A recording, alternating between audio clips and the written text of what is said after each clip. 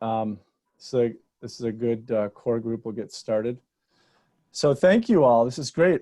Most of you I know. Some of you were in our bi-weekly Zoom meeting, crisis Zoom meetings this spring. And so some of you are new, and that's wonderful. So for those of you who don't know, my name is Andy Kaufman. I work in the CTE right now. I'm the associate professor, general faculty, and assistant director for community engaged learning initiatives, which is a new position. It was created actually started in November. And I also have been teaching the Books Behind Bars course at UVA for going into our 11th year now, assuming that it's going to be taught in the spring. That's the big one for me to figure out. And I'm joined by our co-host, Ellen Blackman. I think most of you know her, but Ellen, you want to introduce yourself? Yeah, sure. Yeah, I have fortunately met most of you, but my name is Ellen Blackman and I work in the Office of the Vice Provost for Academic Outreach. And I've encountered many of you as I tend to pop up in various admin and project coordination roles, supporting curricular community engagement activities. So I run the Public Service Awards, which some of you have won. Congratulations. Also admin support for the Civic Community Engagement program of courses in the college, which Bonnie Gordon is the lead of and the founder of.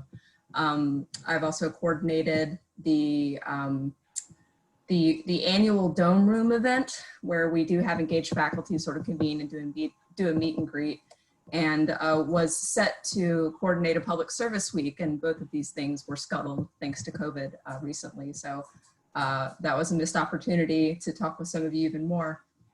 But I just want to take a moment to thank Andy for convening this group.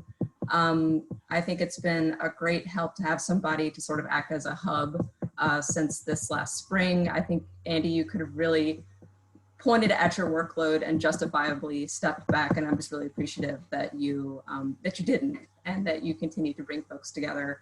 So I'm just glad to be here among you all, and I'll be taking notes and gathering links and helping to put together some shared documents after this so that we have something to turn back to when it's all over. That's all from me. Thanks, Ellen. And so our guest of honor, our guest presenter today is Kate Stevenson. I don't know if all of you know her. Kate, would you introduce yourself? Yeah, sure. So I just wanted to echo Ellen's thankfulness to you. This has been so great to have a community of people to work with and talk about all these issues with, since last spring. But my name's Kate. I work in the English department. I teach writing classes there in the Writing and Rhetoric program. And I'm also implementing a grant now called the Engage Writing Project along with Steve Parks, and Kate Kostelnik, who's on this call, is also really instrumental in that. And the initiative there is to expand the community engagement classes in the Writing and Rhetoric program, in the hopes that more and more students will sort of get a foundation in the principles and practice of engaged learning, and then hopefully move out into the university and take some of your classes too. I really enjoyed reading about all the things that you're working on and teaching and the introductions that you gave. So I'm excited to be here, and really pleased that you're putting these together on a regular basis again, Andy. This is great. Thanks, Kate. And thank you, Ellen. That was very kind of you to thank me for doing this. But I will tell you, one of the reasons that I started doing this is because this is what I wished I had had in the past 10 years. And there was a period of time where the community engaged faculty were meeting on a monthly basis back once upon a time when someone named Megan Raymond was at UVA, but that was, some of you have been here that long. And so one of the purposes of this group is, one of the primary purposes is just community building. We're all feeling very isolated because of COVID and because of the online situation. But this particular group of faculty has always been a little bit marginal and marginalized at UVA. So one of my goals is to kind of bring us together on a more regular basis for idea sharing, resource sharing, And also another purpose of this is really to encourage us to be reflective practitioners.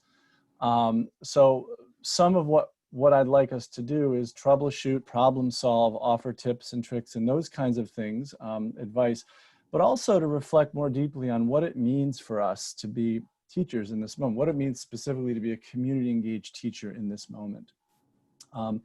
And how do we do it well and responsibly in an online environment. So part of what I hope we'll talk about is how to do what we do, but also why to do why we're doing what we do, and also how this current environment is changing not only how we think about teaching, but the subjects that we teach and how we even approach our own disciplines. So that's another goal. And then of course, just resource sharing. And that's why I like Slack for this, because I think it's easier than Colab, which it tends to be less spontaneous and it's harder to build a kind of spontaneous community. And so what I envision for these sessions is we'll spend about the first 30, 35 minutes of each one discussing a reading or something that we've read or watched in advance. Today will be a little bit different just because it's our first meeting, but that's kind of the idea. And then the last 40 minutes or so will really be focused on a guest presenter who will share a little bit about their work in our group, and also a problem that they're having that that is universal, that they're grappling with, but that they believe has universal relevance. And then we'll work through that together. And so Kate Stevenson will be that speaker today. Even though we're a small group, one of the things I don't like about, I'm not crazy about these introductions, Zoom introductions, where everyone goes around the Zoom room and says something about themselves. I want to try something a little bit different today. We're going to be a small group. We'll probably get up to 20 at some point. So we'll have an opportunity to interact with one another, but I'd like to immediately break us into smaller groups for an introduction. And I'd like you to give you an opportunity to meet 3 other people, and this will be random, so you may know the other 3 people or you may not, we'll see. And I'd like you to share, each person take 2 minutes, and I would ask if you could have a timer in each room. Not to turn this into a Gestapo kind of thing, but really let's try to be efficient with our time and respect one another's time. So I'd like if each room could have a timer and each person allot themselves 2 minutes to think about and share with one another by way of introduction these 3 questions that I'm going to put into chat right now. So we're a month into the semester, and why is it I'm sorry. So we're a month into the semester, and I'd like you to think, actually, I can just speak them because they're simple. Some of you are teaching, some of you have taught in the spring, some of you will be teaching. What has been your greatest success so far? What's been your greatest triumph? Either an expected success or an unexpected, a surprise, happy surprise. And what's been your greatest challenge? Your greatest triumph and your greatest challenge. And then what is one goal that you have for your teaching this year? Okay. I don't need to put those in chat. Those are simple questions. Your greatest triumph, your greatest challenge, and one goal that you have for your speaking this year. And I'm going to break us into breakout rooms. There's 12 of us. I'm going to break us into 3 rooms. So you'll meet 3 other people. And here we go. And then we'll take about 10 minutes to do this, and then we'll come back as a group.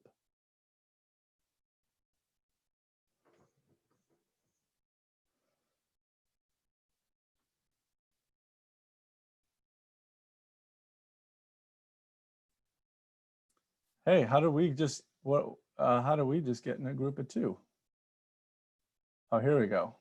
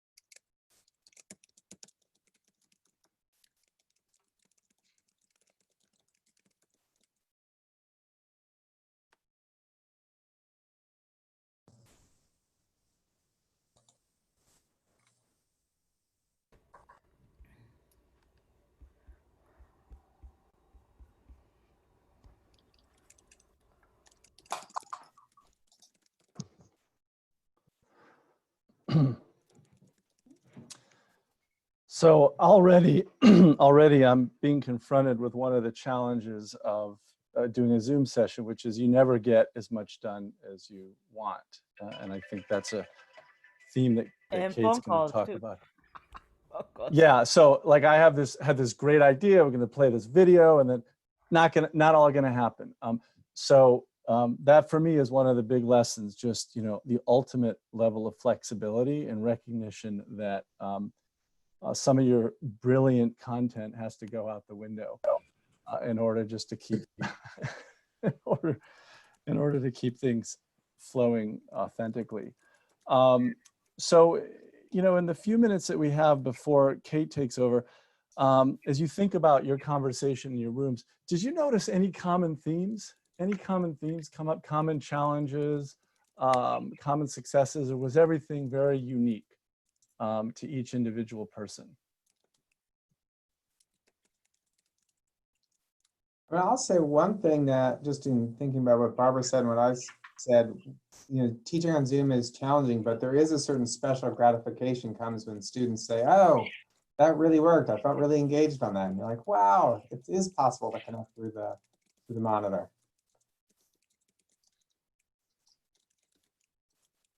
Yeah, I was inspired by Barbara, by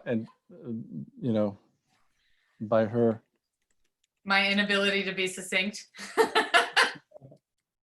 You were super succinct. You were right on 2 minutes. I hate to put pressure on people. I hate it when people do that to me, but and maybe we won't need to do that as much, but I just I wanted to do that to. Any other thoughts about common themes that you heard in your room, or anything else that stood out for you?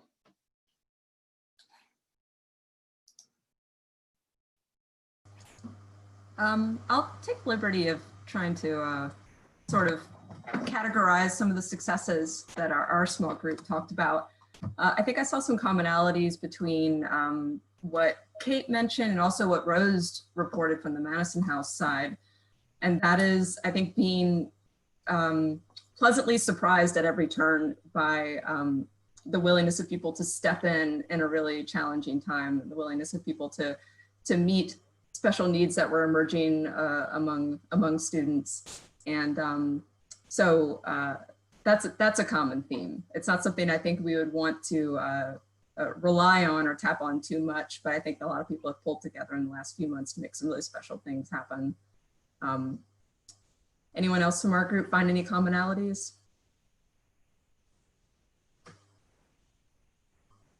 feel like there was sort of a commonality of just like anything happening in the pandemic is like kind of feels like a win, like just the fact that we're still sort of taking steps forward to make some good things. So not to speak for, I hope that didn't seem too dark, but that's kind of where we were at. I would say implicit, some of the values we talk about around community engagement, like listening, negotiation, sort of caring for the full person, thinking about the whole community. I think our group sort of indirectly expressed that helped us at this moment. It helped us think about how to work with students, how to think about what our students were experiencing. So it kind of gave us some tools that maybe if we hadn't done this work, we may not have been as successful in what we were doing. Steve, let me just quickly follow up on that. I think it's a really important insight. And that's one of the reasons that I think, those of us who do community engaged teaching can really be a valuable voice and offer some really powerful insights to faculty across grounds, even those who don't do our kind of work, because I think the nature of our work does force us to think about things that you can get away with not thinking about as much. And still have a decent class in another format.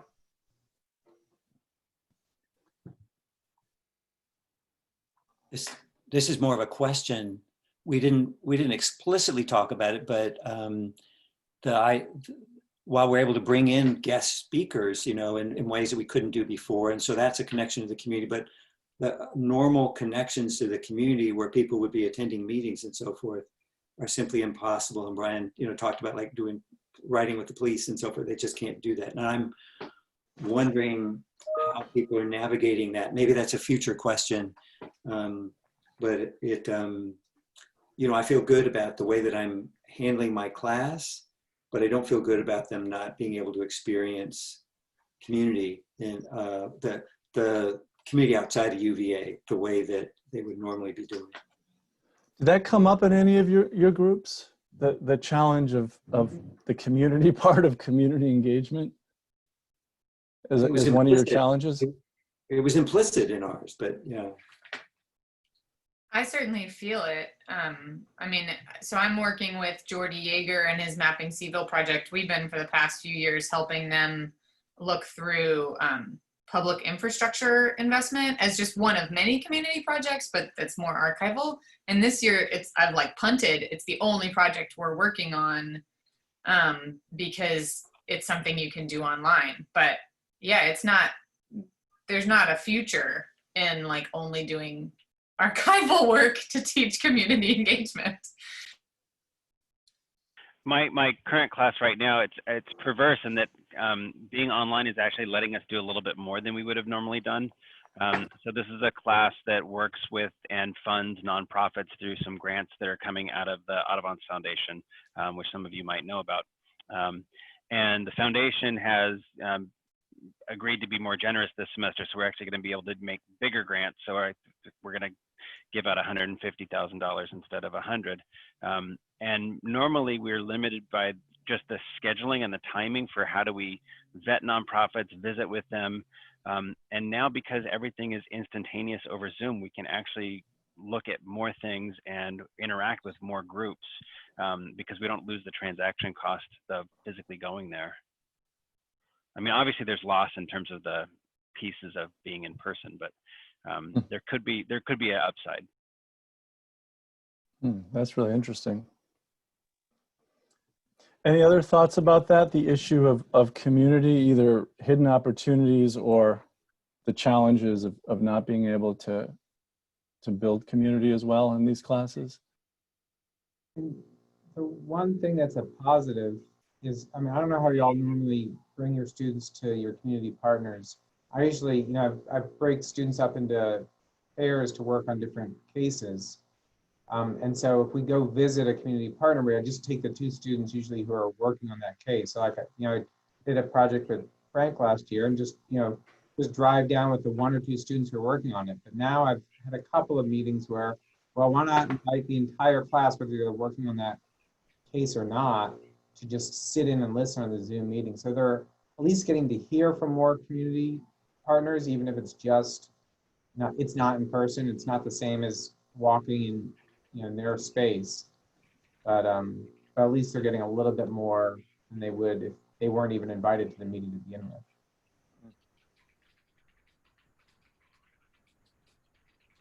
Yeah, I would say I've kind of been relying on guest speakers, both in terms of like the experts that you all are talking about, the community partners you're working with, but also I've been having some of my former students come to the class too, which has been, I don't know, it kind of livens up the hour and 15 minutes on Zoom, but it's also, I feel like given some of these past students of mine, like kind of leadership roles in the classroom as well, which has kind of been nice.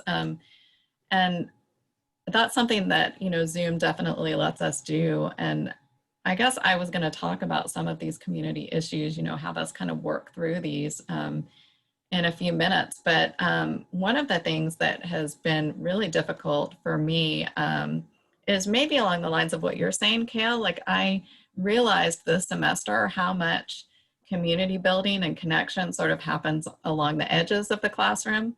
Like, my students traveling to the Haven together, there might be 3 or 4 of them that do that, but then they come back to class and, they're more comfortable with each other. And so when we have a class discussion about systemic racism, they are much more comfortable with each other and much more open and able to talk in a seminar format. So I feel like I've lost some of that along the edges connection, and also just me connecting with my students too. I realize that 10 minutes before class or after class really makes a big difference. And we were talking in our introductions about kind of the awkwardness of Zoom sometimes, where you just have these I don't know if you guys do this, but as you're admitting people, you know, I'm also trying to talk at the same time and get them talking, and it's like really not working. And I would love to know if you guys have any suggestions for how to get like the edges of class a little more graceful and maybe connected. Kate, do you want to take it away? Sure. I guess, so that's sort of one of the core questions I wanted us to think about. But before we get there, I thought I'd just tell you a little bit about the classes I'm teaching this semester. I think some of you probably know a little bit about my classes, but I teach 2 writing classes, and this semester, usually they're on food equity. One is on food equity this semester, and the second one's on housing affordability. So my students are paired with the Haven and with a community garden. And the idea is that they learn about the social justice issues, but they also see writing as a tool for activism. And we collaborate with these community partners on specific projects. Sometimes they're sort of self-designed by the students, but this semester we have the longer I've been doing these partnerships, sort of the more involved and I guess collaborative the projects have become. So we do have class projects this semester. And I think for me, the changes that we've had to make this semester in terms of those community partnerships have really impacted the course. Rose has been great helping me kind of come up with some virtual opportunities for the students. The one class that works with the Haven is Sept. We've got a project that we're working on. We've managed ways to figure out virtual interactions. But the garden-based course, basically we just kind of couldn't make it work because the transportation was too difficult. So now the students are just working to find virtual opportunities that aren't even necessarily connected to the class. So it's very different this semester, but I was reminded I went back and watched all the videos, and Brian in his video talked about how that you have to be positive. And so I find myself trying to be positive in the classroom and not constantly comparing to last semester, being really mindful not to say to my students, well, this is how we usually do it. This is what we did last semester. You know, trying to really think of this as kind of a new course. So I did put together a PowerPoint because I just love PowerPoints. So I'm just gonna quickly share that and share that with you. And I won't go through all of it because it seems like we probably would do better just discussing some of these questions. But I did just want to show you 2 slides. One is about the kind of adjustments I've made to the engagement opportunities the students have. All my students are now obviously virtual in their community work, and this notion of the diffused community partners is something that's also really worrying me this semester. I have spent, you know, like a lot of years building up partnerships with specific community partners, and now I feel like for the one class that has kind of been thrown out. So I'm a little nervous about that. And then we've moved completely online at the Haven. But as I was thinking about those adjustments, I thought that it was really important to also be thinking about the learning goals that I have for my class. And so I went back to those and sort of looked at the ways in which I think this moment is impacting those goals. And so the ones in red are the ones that I'm really worried about. And you can see too that this is sort of leading towards a question about building community and what that means for us in our classes, what it looks like, and also just, I think, in sort of a more meta way, how important is it to build community in our classrooms? And is that something that varies based on our disciplines too? Is it more important in a writing class than in another discipline? So I wanted us really to think, we've already sort of shared our triumphs and failures, but I wanted to sort of pose some questions for us to think about in smaller groups. I think for me, some of the lessons I've learned so far do in large part sort of drive towards this idea of community and how to build it in this time, and even how important it should be as well. So I think what I have learned in my classes so far may be things that you agree with or disagree with. For me, I've realized that I think the teacher-student connection is most important, even though I think my gut tells me to try and focus on the connections between the students themselves. I actually think that maybe that student-teacher connection is something that I need to focus on most. The community building between the students requires a lot more effort and innovation this semester. And like I said, I'm not sure I'm doing this well, and I wanted to hear your thoughts on that too, and see how it's working in your classrooms. I've been focusing on more small groups. I've been thinking too about the ways in which these community partner relationships have been weakened, and looking for ways to build those back up. And you know, the longer this goes on too, that makes me nervous as well, because the longer this goes on, you know, I worry that it's going to be harder to build those back up. And these last 2 points as well have really been stressing me out. The traditional classroom, for so many reasons, seems to move faster for me. And I already talked about sort of the community building that happens on the edges, but I'm really finding that my course pacing is disrupted in ways that it wasn't even at the end of last semester. We're just moving so much slower. And so that brings me kind of to the questions I had for you all today, that I think Andy wants us to talk about in small groups, but really it boils down to this idea of the learning goals that we all have for our classes, and thinking about how they've changed, how you've adjusted them in these last few months. I think there's a real distinction too between moving online after being in person for 8 weeks, like we did last semester, versus what we're faced with now, which is completely online for most of us. Maybe some of you are teaching in person. I didn't actually ask that, but it feels a lot different this semester. And then how important is community building, particularly in terms of the ways it affects the pacing in the classroom? How much should we sacrifice content to build that community? Or conversely, should we be sacrificing community to make room for the content in our courses? So those are kind of the challenges or issues I've really been grappling with these last 4 weeks.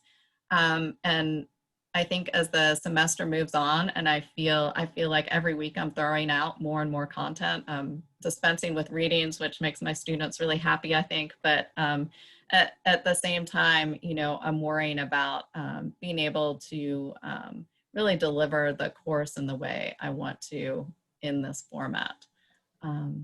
So I guess those are kind of the questions I wanted us to work through in terms of the importance of community and the ways in which pacing is affected as you're teaching. Hey, Kate, do you want to, can you copy those and just throw those into chat? So Sure. what you just had in your PowerPoint, and it's your call. If, I mean, we're a relatively small group. If you just want to do a full group discussion, whatever you think. I tend to think the small group, the breakout rooms work a little better even when we're this big. What do you all think? We could take a poll, or we could just raise our hands, right? Or you could just decide. So I'll decide. Let's try. Okay. Let's just try we'll try it this way and see how it goes. Maybe we'll break into groups of 4, 3 groups of 4. That or do you sounds want to good. do 4 groups of 3? I think the bigger groups, 3 groups of 4 sounds good. Okay. And So I'm just trying to copy these as I'm talking. Okay. If you copy those, will those carry over into the breakout rooms? Will everyone be able to see the chat? No, they won't. So I can broadcast them once we get into the breakout rooms, and I can also, oh, they are not copying very easily. I wish you could do this beforehand. There's some things I would definitely change about Zoom. One is the preparation of polls and being able to broadcast some of this stuff more easily. So maybe you could just verbally tell us one more time what the questions were. Okay, I think I got it. Did you see Oh. it there? Yeah. So let's give everyone a chance to, all right, I'll break this.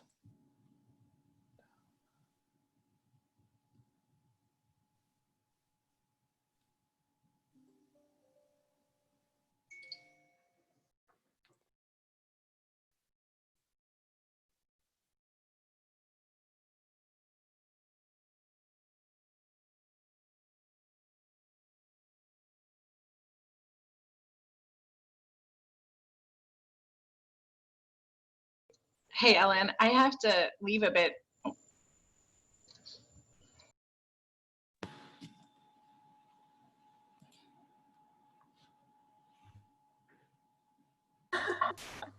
What happened? I don't know. We're in the main room, I think. I guess Oh, okay. everyone else is just on their way back, I'm assuming. I was concerned It beeped because at me, so I thought that meant we had to hurry up. my entire window disappeared for a moment, so I thought I had prematurely quit everything. Yeah, I'm actually not sure what's going on. This looks different.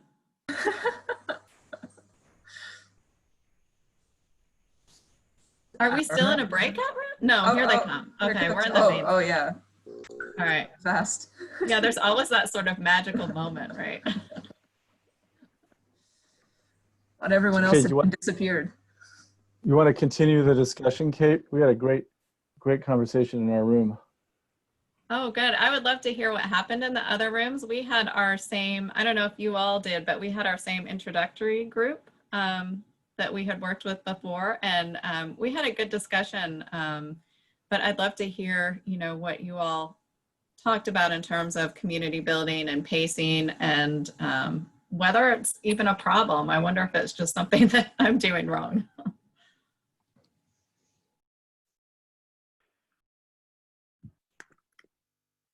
Anyone want to share what they talked about in their breakout room? We can replicate our students and just stay silent now. Or I have to call on people?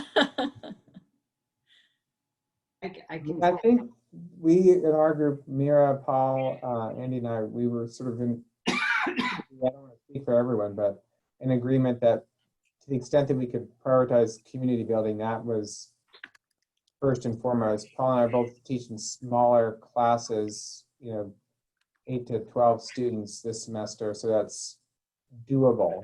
I don't know how you would do that in a large class, but I've definitely I've taken some material out so that we have more time to try to make those sort of connections.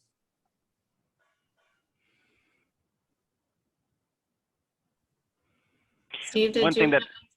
thing that I'd mentioned, and it's sort of slightly off topic, so we did just like our students do in breakout rooms as we went off script. But I'm told that that's a good thing right now and that they need all the community they can get, so we should just let them go off script.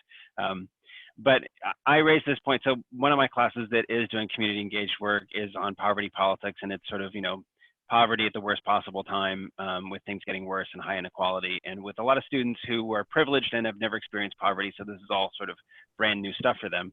And I'm much more worried about their mental health as we go along versus the content, and how do we take good care of them as students, and not push them over the edge. Yeah, I think that's so important. I shared with my group that I have a son at William and Mary, and I was a little bit horrified over the last couple of weeks just to hear how isolated he is. His roommate didn't come back, so he's literally in his room all day by himself. He sometimes goes out to get food, but he feels, and we were talking about this, Ellen and I too, how, students, they feel they are in some ways being policed, and they feel like they're being watched, and they feel unwelcome, and they're, yeah, very worried about making sure they're following all the rules. But I think there is a real worry that a lot of these students are feeling pretty isolated, and maybe it's our classes, these smaller community engagement classes, that they can find some connection in. So I think that's a really real worry, especially the longer this goes on. Are there other things you all are doing, like Paul was talking about, that you feel like are helping your students or helping them connect?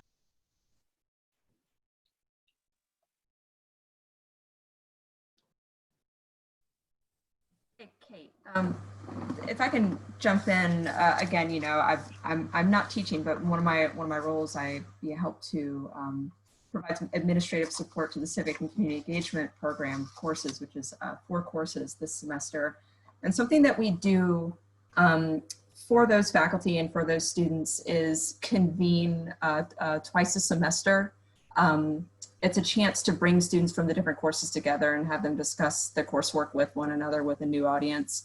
The in-person events in the past have been really helpful. It has fostered a lot of great discussion, and the faculty members have been able to sort of build projects and collaborations that bridge these different classrooms. And so I put that out there because we did a virtual event just this week that's similarly was a great chance for students to discuss things that are a little outside the bounds of their individual course syllabi. So if this may be a good chance for faculty who are interested in that sort of thing to do the same, is to convene these sort of ad hoc impromptu Zoom meetings where you have students from different courses come together, and it's a chance to meet, even if it doesn't turn into a friendship necessarily among them, but just a different way to build community. So as I listen to different people speak, my sense is, in response to your first question, Kate, should we sacrifice community for content? I think there seems to be a consensus that community is actually even more important right now.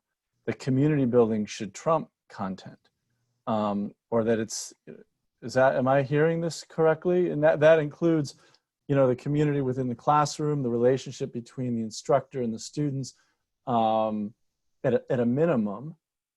Maybe it's different. Maybe that community is different than the community with outside the classroom. That maybe there we feel like we don't want to put pressure on our partners, but within the classroom, that's critical. Am I hearing correctly? Is that a correct assessment of where kind of what we think as a group? Definitely, for me at least. And I would add to that I think in all of these community engaged courses, the main community partnership is with the actual person in the community, not necessarily the students. And one thing that I worry about is, you know, even outside of the classes, how do I maintain these relationships with people that I've been working with, and what do they need right now? It could be that they don't need classes whatsoever, and they probably don't necessarily want more student interaction, but they might need other help that we could probably still provide. And so that's one of the issues. And even this class that gives away money, I get a phone call from one of the folks that we will likely cut a check for $30,000 to this organization by the end of the semester. And they had sort of like we had inadvertently caused some stress for that organization by feeling pitted against other organizations where they want to be cooperative. So those things are, encourage me to be increasingly mindful, and how do I care for my partners? And Kate mentioned back in, I think the last large group session, just sort of our relationship with our community partners are, probably strong enough to do okay for this semester. We'll still have that, but as the pandemic drags on into next semester, do we start to lose some of those connections? So making sure that, to try to battle against that attrition. I think my class is an outlier because the class is focused on how do you create community in groups, and so there's no tension between the two from that. I did want to say something quick that two of the others in my group, I'm the only one left in my group. are doing, Steve and the other Kate, is that they will, on a regular basis after class, ask a couple of students to stay and give them feedback. And they'll often pick some of the students that have not been saying very much, so that they're actually not getting some of that after class. And those might be the students that wouldn't have stayed after class anyway. So, but I really like that idea. I think I'm going to adopt that idea. Years and years ago, I required students to meet with me at least once during the semester. They would drop the grade if they didn't do that, so they had to do that. But I think that might be one way, at least, of understanding what's going on for a particular student. So it's part of the community. If we are thinking of community building only as student to student, but we're thinking of community building as, us being part of that. Anyway, I like that idea they had. I love that idea, and it shows you care. I mean, caring is a really important thing. And Paul mentioned this in our group, that students, need as much emotional support as anything. And that also gets at what Kate was talking about, how a lot of the community building happens on the edges. Well, you're recreating that now by inviting students to enter one of those edges. Yeah, that's a Steve, he has shared that with a lot of us in the writing programs. I think a lot of us are doing that. And I think what you said, Frank, that's key is that you pick people who haven't been talking so much. And it's kind of surprising sometimes what they'll say. The other thing I've been doing is I love the poll function on Zoom. So I'll poll them at least once at some point during the class. And it could be, something as simple as, are you feeling overwhelmed by the reading? Is there not enough reading? Is it too much? It could just be something really simple like that. And then they get to see, it's all anonymous too, right? You get all this much more honesty when it's anonymous. And then they also get to see, so then we can talk as a class, okay, well, what should we do to solve this problem? So I think that may be also another way we can build community, is just to let them into the sort of functioning or logistics of the class more than we might normally. Yeah. There's a whole pedagogy, the co-create paradigm that's the CTE's gotten behind the past couple of years, where Dorothee Bach actually teaches an entire class that she builds the class in real time with the students. And that's worked for me. That concept has always worked for me really well in Books Behind Bars. And the nice thing is we don't know, there's so much that we don't know what's going to happen. I don't know who what correctional center students each group's going to be paired with, what the problems will be. And so there is a lot of real-time problem solving. And I think that makes a lot of sense right now. I was going to ask Kate, I think it might have been the other Kate, but you were involved with putting together a grant for doing more community engaged work out of the writing program. And I was curious whether y'all have thought about compensating the community partners in that grant or creating some funding for them. So we do. So we have a community board that we put together, and that is compensation for the community members that are on that board. We're also, really careful to make sure that we compensate everyone that either comes to the class, like to present via Zoom or other ways. I think it would be, a lot of our classes actually are level 1. So my class is one of the few that actually sends students into the community. But I think the way I've been thinking about compensating is sort of, my students do fill some of the shifts that they need in terms of volunteer work. But I think you're right that we should be looking more closely at sort of financial compensation too, because even though I might have students fulfilling shifts that need to be done, there's also a lot that goes into that on the other end, that they're sort of helping and supporting the students in ways that, take their time and energy. Yeah, no, I've become much more concerned about that. Obviously with COVID, it's much worse, but the more that we can sort of build and establish partnerships that say, right, we recognize that you are also teaching our students, and that's not free. And if we recognize that you have a lot of expertise, then we should compensate and pay for that somehow. Absolutely. But I find that most of us are doing that ad hoc and like finding some structures right? So one thing that, so Brian was on the line earlier, and he and myself and Christine Mahoney are the three in Baton that are most likely to be working out in the community. And the three of us had very different practices for how we were like trying to compensate folks. And it was all coming out of our own budgets. And so the three of us are going to make an ask of our dean to at least like, can we formalize something at least at the policy school level, and copy what Barbara is doing over in the Equity Center in terms of creating a model. I think that's a great idea, and it's